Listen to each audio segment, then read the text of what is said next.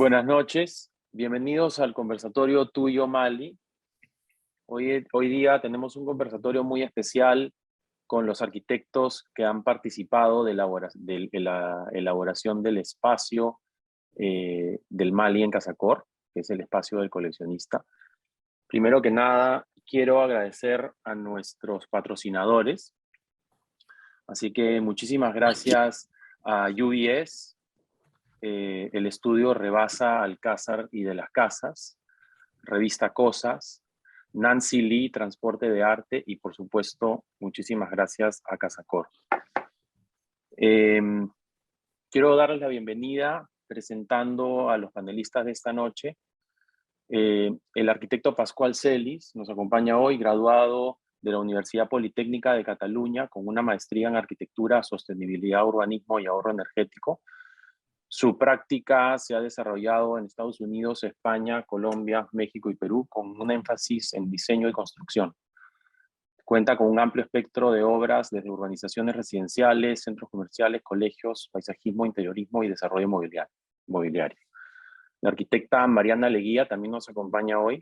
Ella estudió arquitectura en la Universidad Ricardo Palma, en Lima, y también estudió diseño urbano en el London School of Economics en Londres.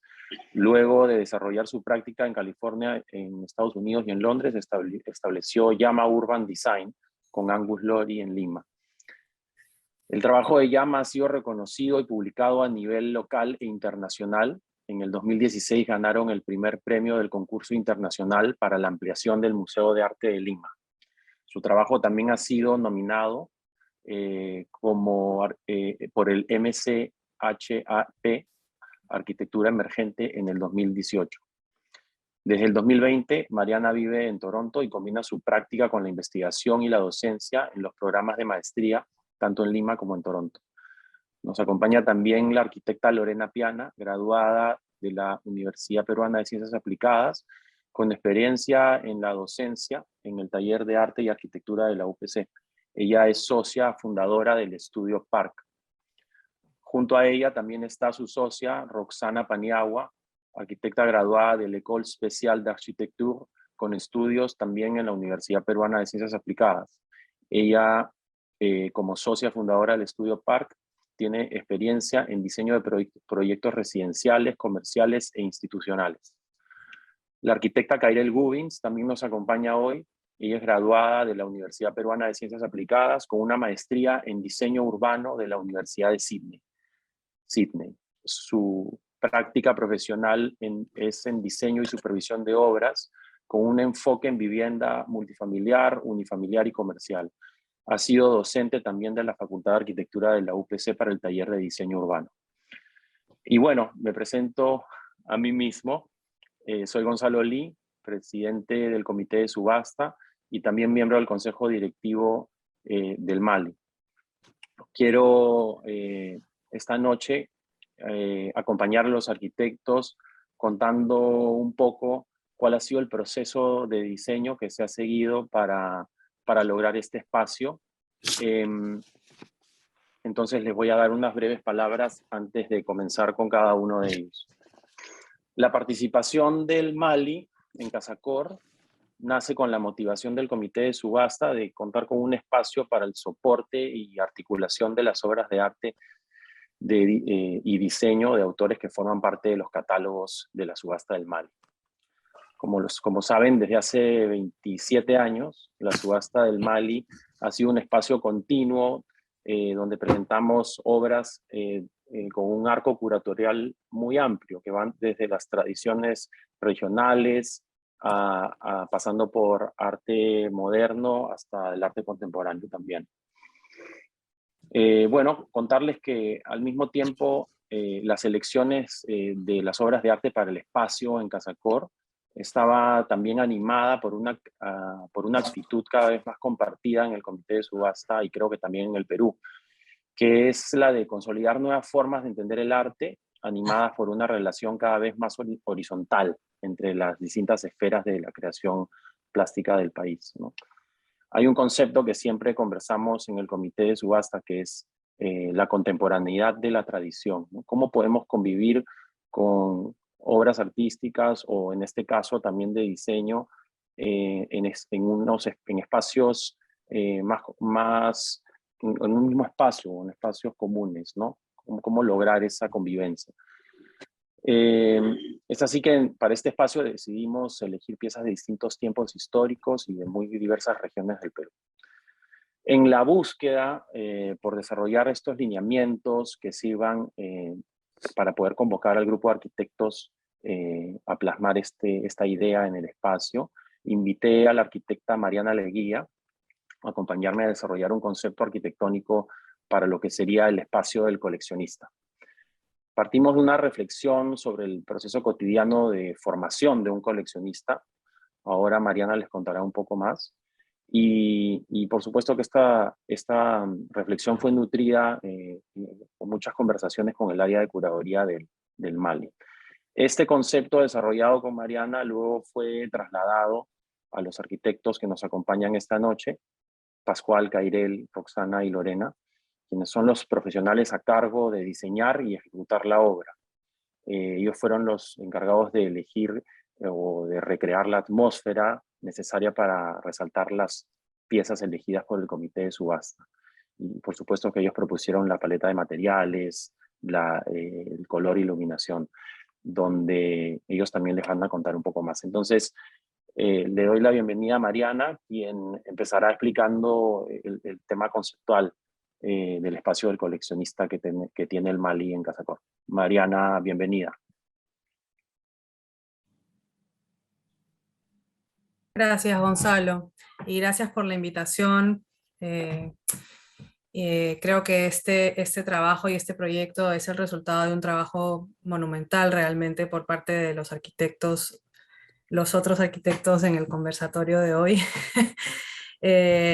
Gonzalo efectivamente me invita a participar en la construcción conceptual de este espacio en el contexto de Casa Cor, el cual asigna un ambiente para el MALI denominado la Galería del Coleccionista. Y creo que es importante mencionar esto porque el título de algún modo constituye un guión preliminar, ¿no? Que nos invita a imaginar cuál es o podría ser ese proceso, ¿no? De formación cotidiana, como dice Gonzalo, como dijo al inicio Gonzalo, ¿no? De un coleccionista, y cómo esto se puede representar en un espacio doméstico finalmente, ¿no? Porque se trata de un espacio en el contexto de Casa Cor. Entonces, bueno, la historia de los museos es también una historia de colecciones privadas, ya que muchos de los museos más antiguos del mundo comenzaron como colecciones personales o de familias. Y nos remontamos entonces a los cuartos de maravillas o gabinetes de curiosidades, que eran ambientes o a veces muebles de una residencia. Disculpa, podemos quedarnos en la anterior, en la imagen anterior. Gracias.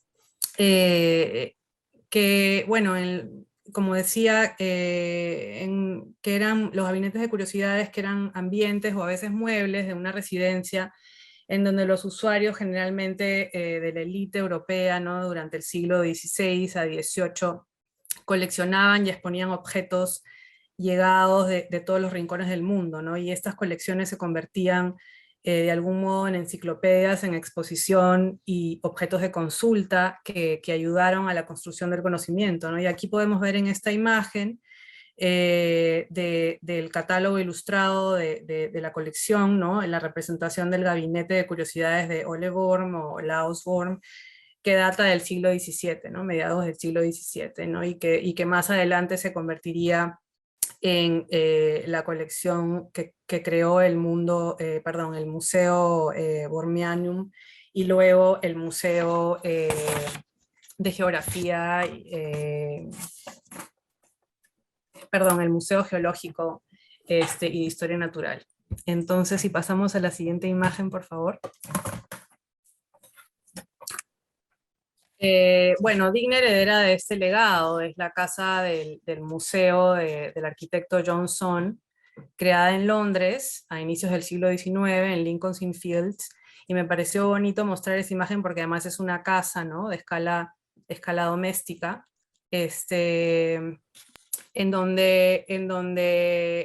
bueno, contiene una enorme cantidad de objetos, ¿no? Desde un sarcófago, fragmentos de fachadas, moldes, maquetas, ¿no? Porque además era un arquitecto muy importante para la época y hay lienzos y maquetas que representan su propio trabajo y que son parte de esta colección, ¿no? Libros raros, retratos, medallas, etcétera. Y esta impresión y esta densidad, ¿no? de objetos acumulados, sin ningún orden evidente, ¿no? Despiertan la imaginación del visitante, invitándolo a crear sus propias historias y su propio recorrido, ¿no? Si podemos ver la siguiente imagen, por favor. Mariana, me parece como súper interesante también resaltar, o sea, esta reflexión que teníamos sobre qué elementos o qué ambientación, por así decirlo, se requiere para que un coleccionista vaya formando su colección, ¿no? Es una reflexión constante que teníamos, sin necesidad de entrar al detalle de estilos o de mobiliario específico. Creo que fue una conversación muy nutrida que tuvimos tú y yo al inicio, de reflexionar sobre ese proceso, ¿no? Sobre ese proceso que tiene un coleccionista para, para informarse, para archivar, para generar nuevas asociaciones que generen nuevos conocimientos, ¿no? Eso Claro. me acuerdo mucho que nutrió el concepto que planteamos. Claro, en realidad, bueno, estoy mostrando un poco de referencias históricas, pero por Ujú, supuesto de lo que se trataba era de mostrar estas referencias que de algún modo muestran este soporte, ¿no? Este soporte o especie de espacio que permita la temporalidad de la ubicación, ¿no? De las cosas y que no tienen una ubicación fija predeterminada. ujú, En el caso del Perú, por supuesto que han habido colecciones privadas muy importantes y esta es una de ellas, ¿no? Que es la de Rafael Arco Joyle y me parecía importante mostrar esta imagen que es la del depósito visitable justamente bueno, que comienza en la hacienda de Chiclín y luego se va a Lima en fines de los 40 y que hoy conocemos como el Museo Larco, ¿no? Y creo que ese espacio justamente es uno de los más impactantes, ¿no? Eh, ujú, y bueno, llegando al Mali, ¿no? En esta última imagen, ujú, que es la siguiente, ujú. tenemos, conversamos, recuerdas mucho sobre la Sí, memoria Prado, ¿no? Y es que la colección de piezas que reunió Javier Prado Ugarteche, ¿no? Denominada la Memoria Prado, y que luego ujú, fue donada por las familias Prado y Peña Prado, fue la que de algún modo constituyó, ¿no? Una de las, o la parte, gran parte de la colección fundacional que dieron origen al museo. Entonces, nos parecía importante mirar estas imágenes, en sí. este caso, ¿no? De vestimenta, accesorios y acuarelas, y es entonces con estas referencias que inicialmente imaginamos el espacio que tenía que funcionar por un lado como un soporte, como tú dices, de investigación y de Ujú, consulta, ¿no? O sea, tenía que presentar una estructura que permitía como andamiaje temporal, de algún modo, ¿no? Y desmontable de los distintos ujú, objetos que ujú, pudieran establecer diálogos, ¿no? Transversales, ¿no? Como que permitan esta investigación y estas búsquedas y asociaciones, como tú dices.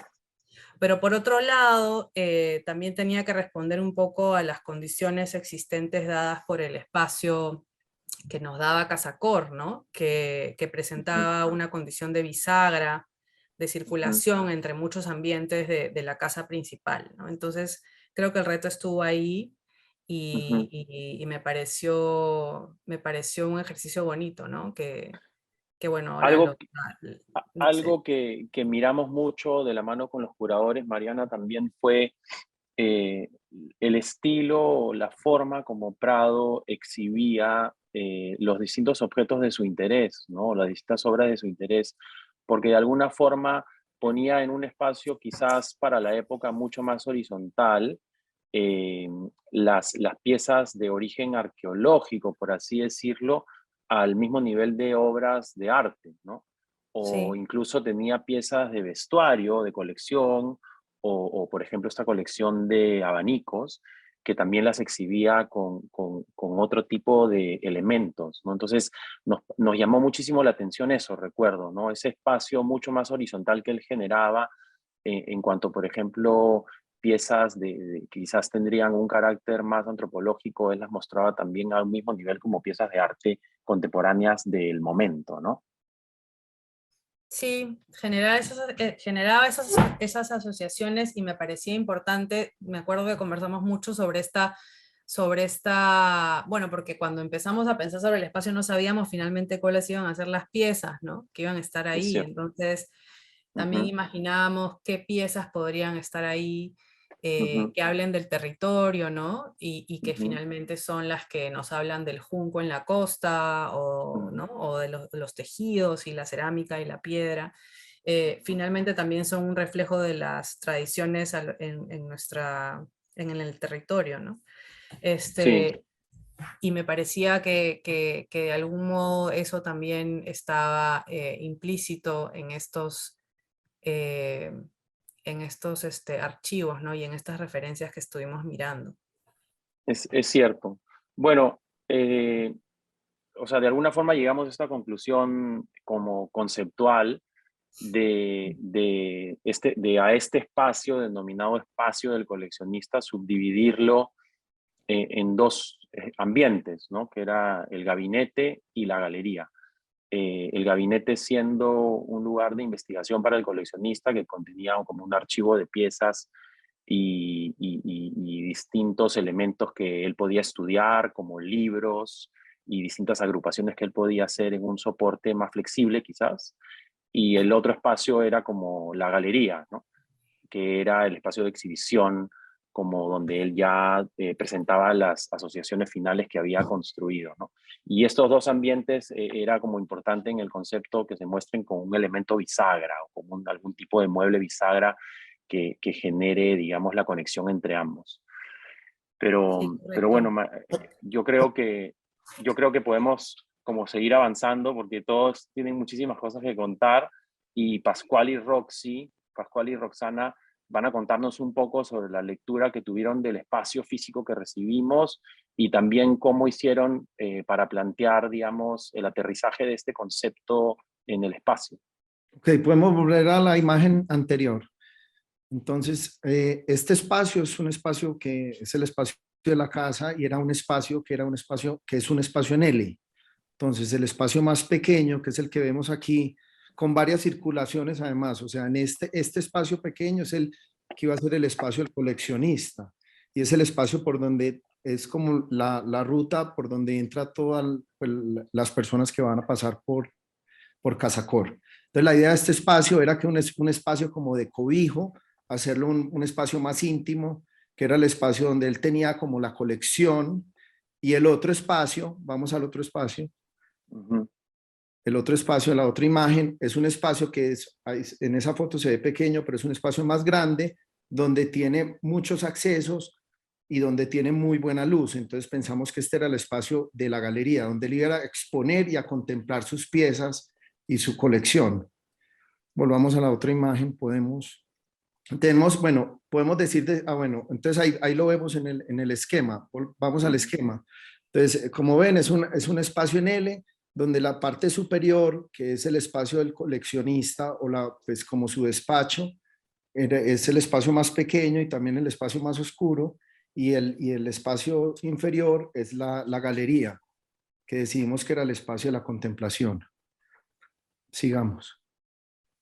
Y bueno, bueno, también podemos ver, bueno, en el espacio del espacio pequeño, que es el espacio donde pensamos que era el cobijo, decidimos hacerlo como una caja de madera, donde él pudiera tener todas sus piezas y fuera como un lienzo donde él pudiera mover sus piezas y fuera un espacio donde las pudiera exhibir fácilmente y exponer de una manera pues más íntima. Esa parte, Pascual, Sí, fue muy bonita, ¿no? Porque esa fue una forma de aterrizar esa, como esa conceptualización que teníamos con Mariana de que el gabinete, que es el espacio más pequeño o el espacio más cuadrado, sea un espacio que tenga un soporte que le permita al coleccionista mover las piezas indistintamente. Y creo que lo lograron muy bien en el espacio, porque el hecho de que las paredes y el techo tengan una superficie uniforme, da una sensación que en realidad la cantidad de objetos que hay puestos en el espacio puedan ser movidos indistintamente. Es casi como la sensación de un corcho, ¿no? Claro, Como, porque si ves el espacio o anterior, pues cuando vimos la imagen anterior tenía como esas vigas y lo que hicimos fue forrar esas vigas, la anterior, también tenía esas mismas vigas, lo que hicimos fue forrarlas para que eso se convirtiera en un gran lienzo, pues, o un corcho, como dices tú. sí, o como un pinboard, ¿no? Ujú. Como algo que es como un soporte donde uno puede mover las agrupaciones de piezas que tiene, ¿cierto? Así es.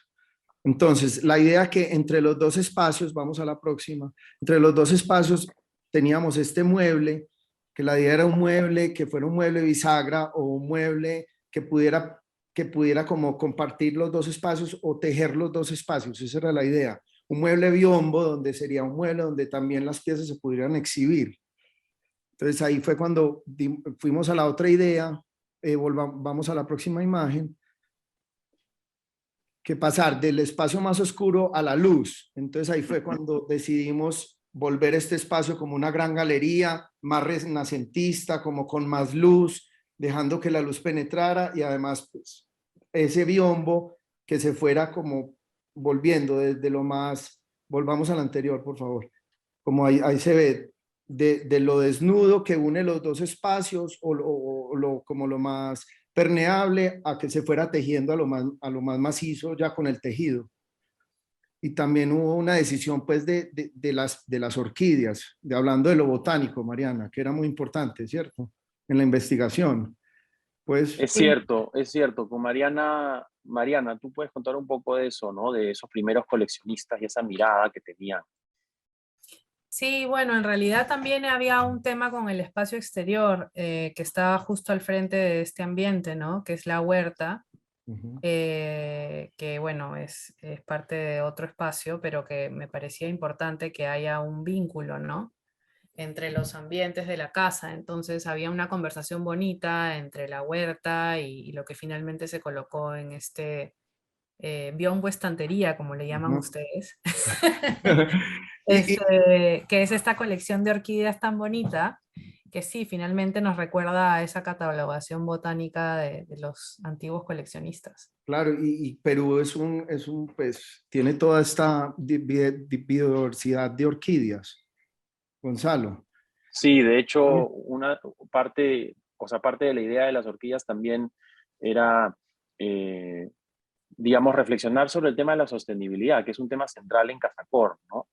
Y a la hora de elegir la especie, pensábamos mucho en las orquídeas porque en el Perú existen más de 3.500 variedades de orquídeas, ¿no? Que reflejan los distintos pisos ecológicos y también entiendo de que cada orquídea muchas veces requiere de un polinizante, o sea, un insecto particular para poder polinizarse, ¿no? Entonces, reflexionamos mucho sobre ese tema también a la hora de elegir las orquídeas, ¿no?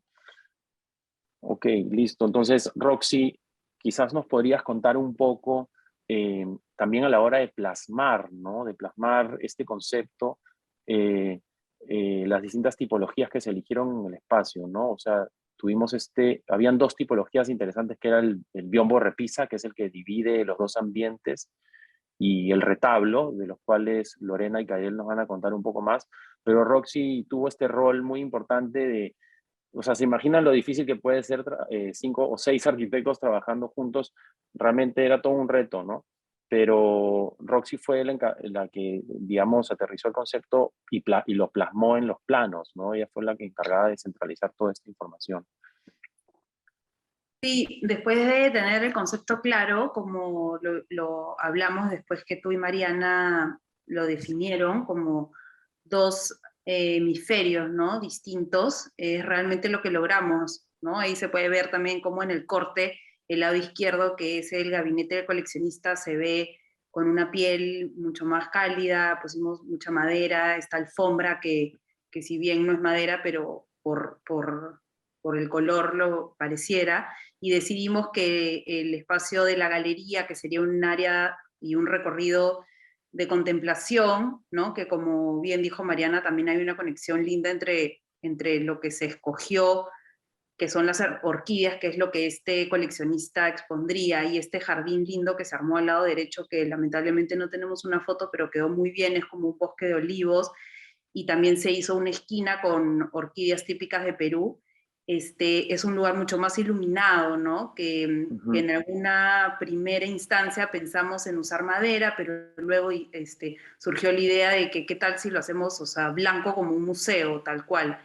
Y la verdad es que estas vigas y esta estructura, ¿no? que se ven ahí, que parecen como costillas, se lucieron espectaculares, que no se lucen en el lado izquierdo porque como dijo Paz, las cubrimos con este enchape de madera para que hacer, ¿no? que el techo se vea como más bajo, como crear un falso cielo raso, y que sea esta especie de board, como dijiste tú, donde el galerista podía poner indistintamente el arte en las paredes, o sea, daba igual donde lo ponga, ¿no? En las paredes, en el techo, como él quiera. Y es como un soporte también, como dijo Mariana. Entonces creo que hemos logrado estos dos hemisferios distintos muy bien, ¿no? Con recursos realmente simples al final.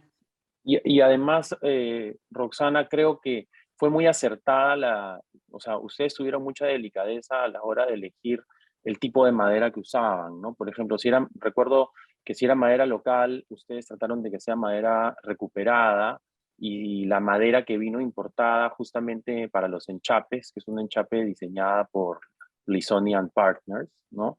Es una madera que viene de bosques certificados sembrados en África, ¿no? Entonces creo que también ahí siempre tuvieron súper claro el aspecto de sostenibilidad del cual habla todo el marco de Casacor, ¿no? Sí, nos esforzamos mucho también porque el acabado final sea de poro abierto, ¿no? Esto hace que la madera se vea como de una manera, o sea, más cruda, más llana, sin brillo. Creo que eso también ayudó mucho en la sensación que hoy se siente cuando uno está ahí, ¿no? Bueno, hay que visitar el espacio, en realidad es otra la sensación. Más Porque acogedor. además otra de las consignas también era constantemente reflexionar sobre este concepto, ¿no? De la contemporaneidad de la tradición. O sea, cómo incorporar en las piezas de mobiliario que diseñemos específicamente para el espacio técnicas de tradición regional, ¿no? Ahora vamos a entrar un poco más a ese detalle, porque Cairel nos va a hablar sobre el retablo que se diseñó para el gabinete, ¿no? Para el espacio más pequeño donde el coleccionista hace estas asociaciones, estas agrupaciones. Sí, sí. Bueno, en realidad la idea del retablo surgió un poco de justamente lo que conversábamos, ¿no? La necesidad de exhibir estas piezas, y además la cantidad de piezas que suele tener un coleccionista que las tiene que colocar en algún lugar, ¿no? Y también habíamos estado conversando sobre la idea de reinterpretar la vitrina, la clásica vitrina que hoy se sigue utilizando en museos, y que bueno, antiguamente o se siguen usando, ¿no?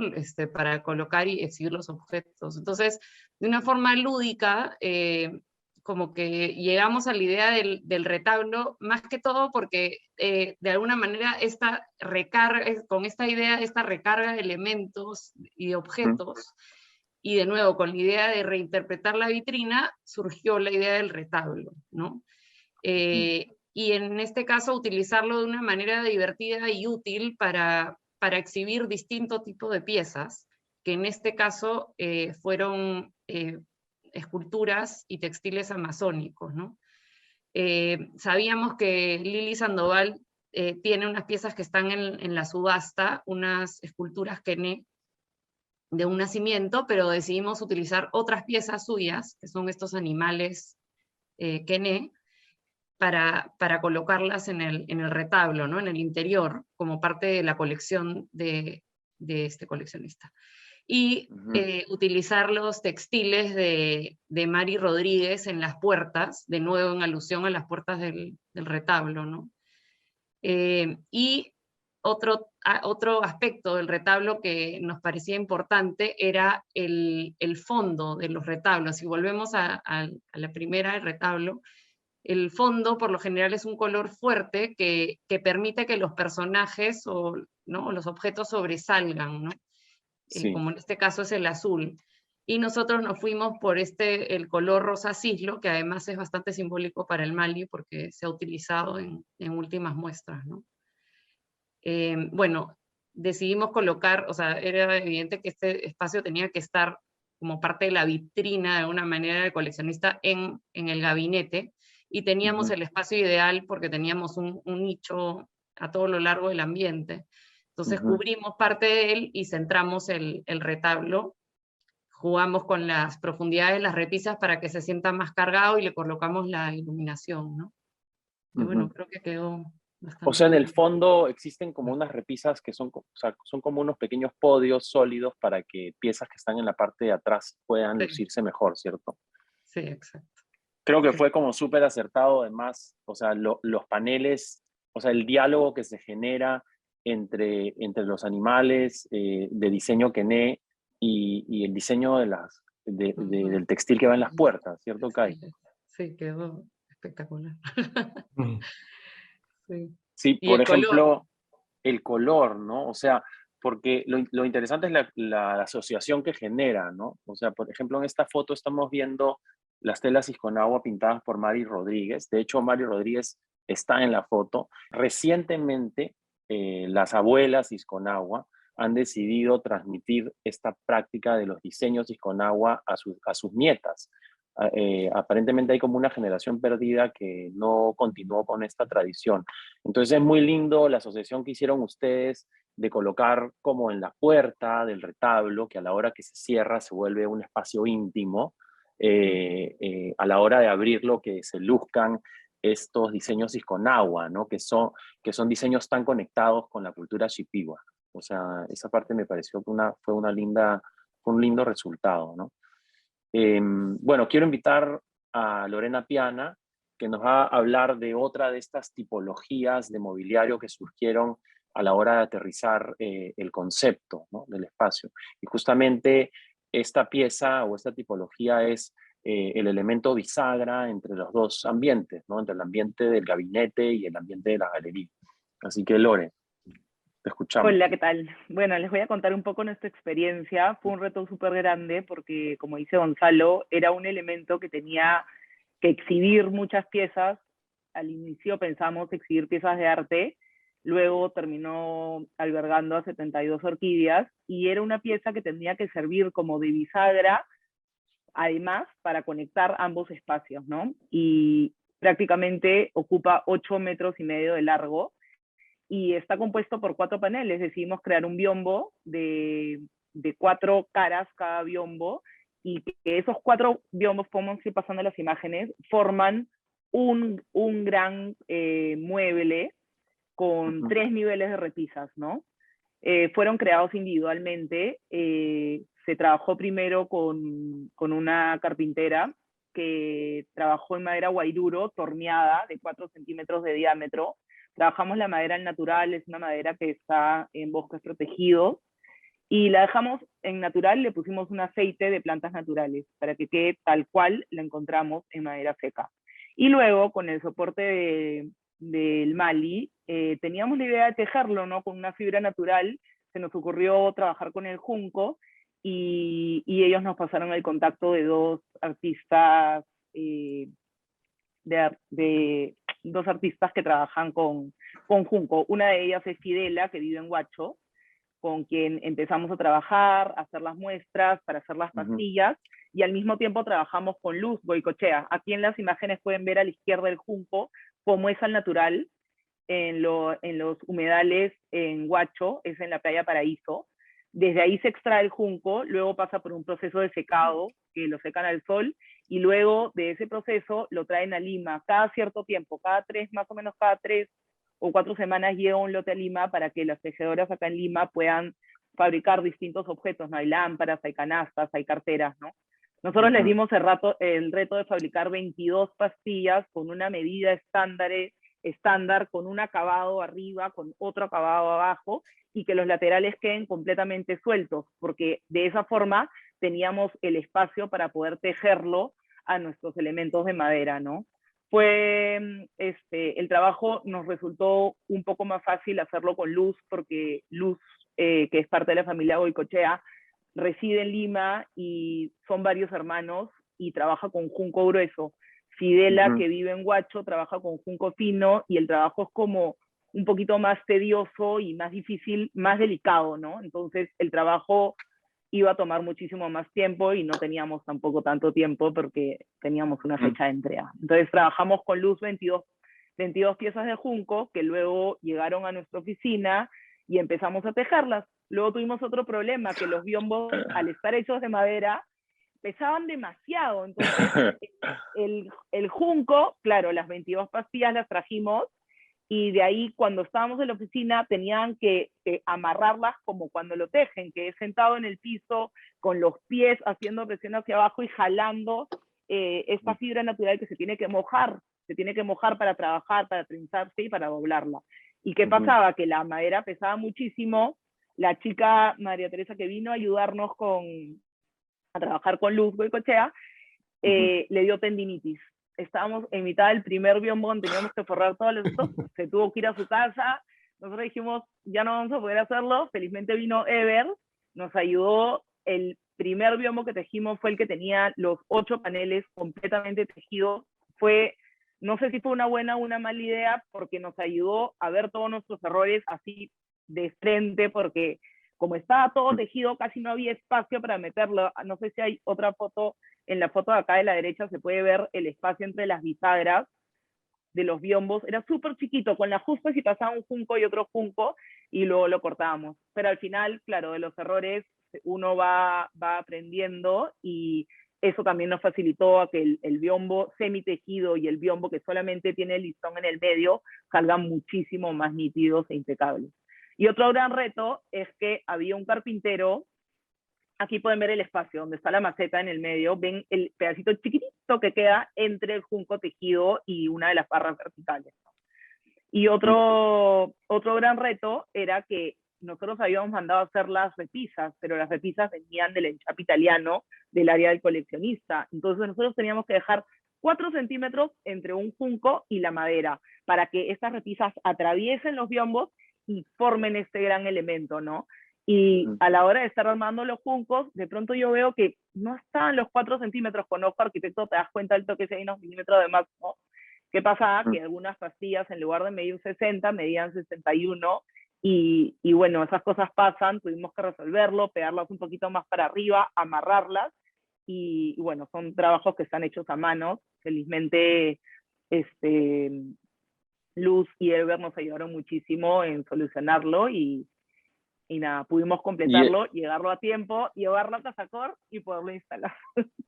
El resultado es realmente especial, y creo que esa mirada y esa atención al detalle y esa precisión con la que lo han trabajado da cuenta justamente de ello, ¿no? Y además, claro que es el resultado de esta consigna inicial que teníamos, ¿no? O sea, aterrizar el concepto en este mueble bisagra que muy acertadamente ustedes plantearon como un mueble de uso dual, ¿no? Pues como un biombo que sirve para dividir 2 ambientes, pero que a la vez funciona de repisa para exhibir elementos. Y también reflexionando sobre esta consigna inicial, ¿no? Que es este concepto como abstracto, que es la contemporaneidad de la tradición. Cómo incorporar prácticas ancestrales que son continuas en el Perú, como el tejido de junco, en diseños contemporáneos, ¿no? Entonces creo que eso fue realmente fantástico lo que lograron. Acá estamos viendo, y ya vamos como cerrando el conversatorio, pero estamos viendo algunas imágenes de cómo quedó el espacio. Quiero invitar a todos los asistentes a que visiten Casacor. Realmente es el resultado de un trabajo y un colaborativo muy grande, ¿no? Es mucha gente que ha participado en este proyecto. Acá estamos viendo algunas imágenes de la instalación de la artista Susana Mejía, que presentó 187 telas de lino teñidas en huitillo. Es parte del proyecto Color Amazonía que ella desarrolla desde hace 10 años. Ella extrae el color de la planta del huitillo, y ella llama realmente a la obra artística como un residuo de un proceso, ¿no? nos pareció interesante justamente por esto, porque el espacio reflexiona sobre un proceso también, ¿no? ¿Podemos pasar a la siguiente imagen, por favor, como para mostrar algunos detalles más del espacio que creo que son importantes? Tenemos, por ejemplo, también nuevamente reflexionando sobre este concepto, ¿no?, de la contemporaneidad de la tradición. Estas cortinas, por ejemplo, si a alguien les parece familiares, están tejidas en telar de cintura en San Miguel de Cajamarca por la señora Rosa Farro de Mena, y ella es experta tejiendo ponchos de chalán. De hecho, esta es la tela que se usa para los ponchos de chalán. Con Pascual, recuerdo, una de las primeras veces que vino al Perú, él vio los ponchos chalanes y le llamaron muchísimo la atención. Y a la hora de reflexionar sobre este concepto que les mencionaba, salió la idea de por qué no utilizarlos en cortinas. Entonces, nos acercamos a Jorge Mena, que es el hijo de Rosa Farro, y él no estuvo gran apertura realmente para trabajar esto, especialmente para este espacio, ¿no? Y además contamos con el apoyo de Juliana Correa, quien desde Colombia, ella es una persona con muchísimo gusto y que además es experta en el tejido, en la preparación y en la costura de cortinas. Pascual decidió llevarlas especialmente hasta allá y traerlas de vuelta para darles este nuevo uso a estas telas, ¿no? Y quedaron realmente especiales. Yo creo que, bueno, se logró el objetivo, el espacio refleja algo muy fresco, muy original, es muy distinto. Quiero invitar a que todos lo visiten y también, por supuesto, quiero invitarlos a visitar en nuestra página web, donde tenemos colgada la información de la subasta, que es el 4 de junio. Es www.subasta.mali.p, y ahí van a poder inscribirse para la subasta, que es el sábado 4 de junio a las 11 de la mañana en San Isidro. También van a poder descargarse el catálogo, que es algo realmente especial, que es como este espacio lo es, ¿no? O sea, quiero también aprovechar en agradecerles por su tiempo esta noche a todos.